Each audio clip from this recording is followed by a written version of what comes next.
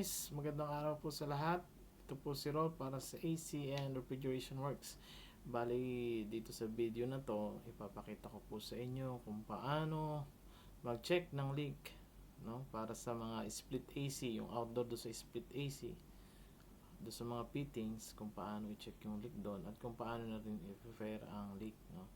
So, itong video po na to, actual video na ito ay ginawa po namin nung nakarang araw. So, nag-install kami ng isang split AC. Para to dun sa mga DIY, yung mga mahilig mag-DIY, at saka pati na rin po doon sa mga baguhang technician. So, konting dagdag kaalaman lang po. So, sana dito sa video na to meron kayong matutunan kahit pa paano.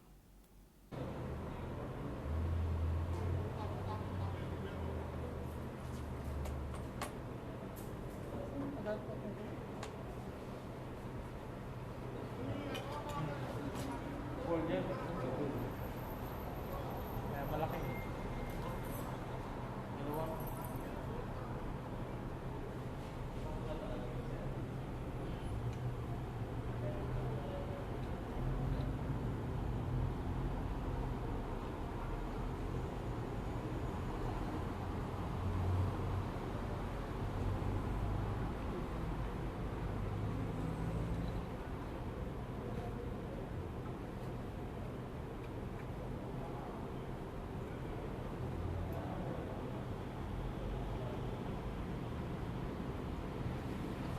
Kana. Tingnan ko. Oh, sige.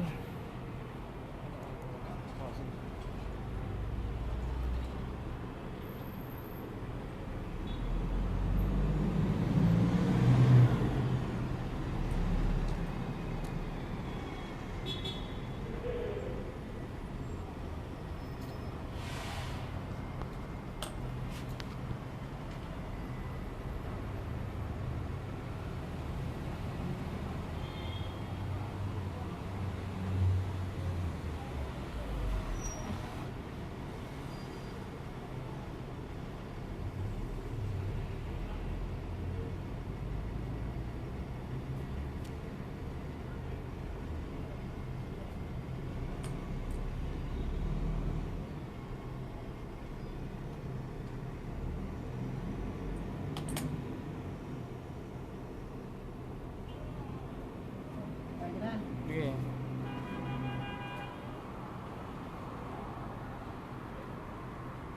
May lumabas? Wala.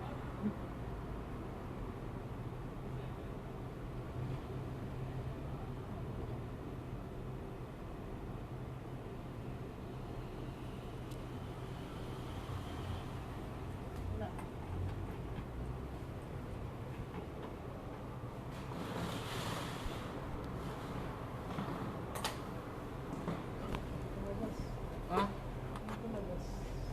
Nakala ko. Yan muna.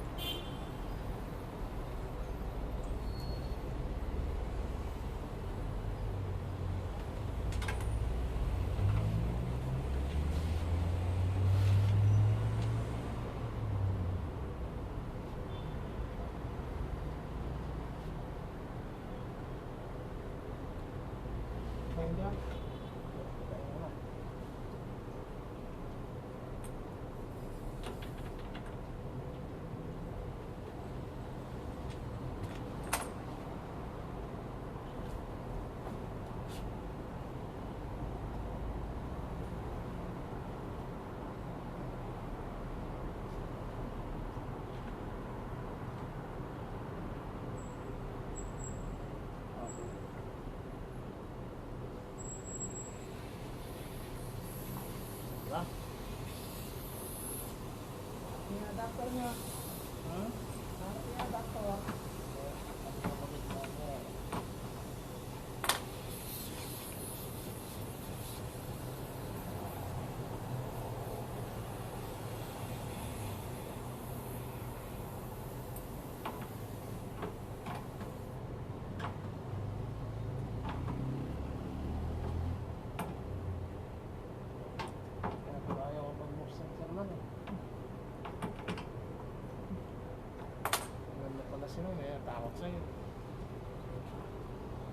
ng bato sa baba. Ha? Kukuha ako ng bato. Huwag mo batuin. Para dito. Ano, babatuin mo siya, mami. Baka mahulog ano. Kuha mo na ang bato. Paano ba ang loob mo?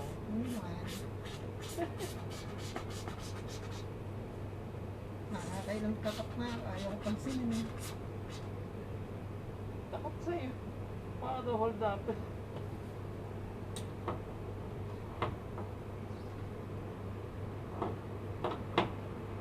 Biyak siya. Ha? Biyak ang... No?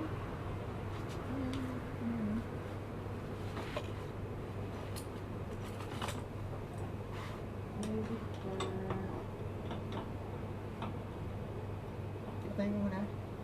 Sige, sarado mo. Ilang blocks ang kailangan ito? Apat? Ha? Yung maliliit ba? Oo.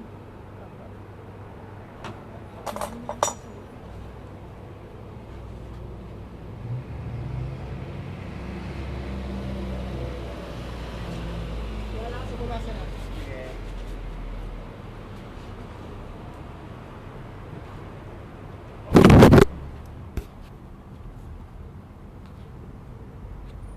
Yan, may leak pa ba?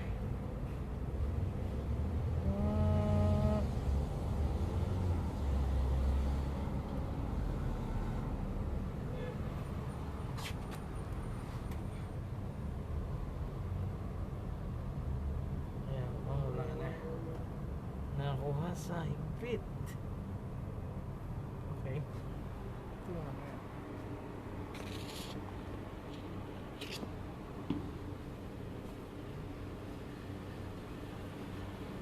Kung wala din. Wala sa higpit.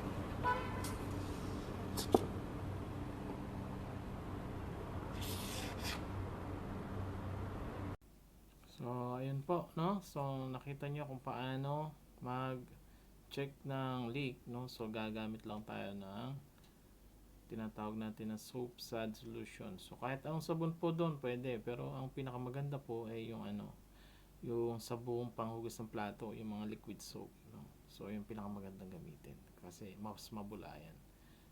Katulad yung mga Joy, ganon, no? Okay, so sana nakatulong ang video na to para dun sa mga pagche-check ng leak. So halimbawa yung split AC nyo ay palaging nauubos yung gas, no? O na kapansin nyo laging kinakargahan. So yun po. At isa pa pong tip, no? Para ma-detect nyo kung nasaan banda yung leak sa mga split AC or kahit sa mga window AC. Tingnan nyo po yung may mga parte na nagkakaroon ng marka ng oil o marka ng langis, no? So makita nyo yung syempre yung parang basa, no? So hindi naman siya basa as tubig kundi basa siya with oil. So check nyo, try nyo hawakan o tingnan nyo kung oil ba yun or tubig. So pag oil, ibig sabihin nun yun po ay merong tagas or merong leak, gas leak, no, ng refrigerant.